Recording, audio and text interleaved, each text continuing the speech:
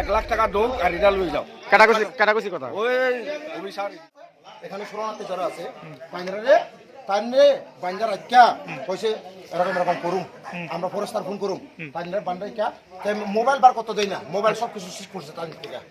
mobile বার করতে দেই না কারণ তাইনে কোতারে গুলি রেকর্ড করার জন্য তো তাইনে রেকর্ড করতে পারছে না কারণ করে মোবাইল শেষ করছে তো তাইনেরা কিটা করছে ফটোরা কয়েকটা কাট ঢুকাই দিয়ে ফরেস্টারে ফোন করে দৌড়াই দিছে তো প্রবলেমটা তো এখানে ড্রাইভার লগে আছে ড্রাইভারে কম এখন ড্রাইভারের মেন প্রবলেমটা অ্যাকচুয়ালি কি এটা সত্যি নাকি মিথ্যা এখানে যদি গাড়িতে কোনো ড্রাগস বা হেরোইন বা কোনো গাঞ্জা মাঞ্জা যদি আপনার বক্তব্য তো ঠিক আছে আমি অস্বীকার করি না এটা কিন্তু আমরা লোকাল গাড়ি আমরা গ্রামের গাড়ি আমরা গ্রামের গাড়ি কিন্তু আমরা গ্রামে আপনি তো পুলিশে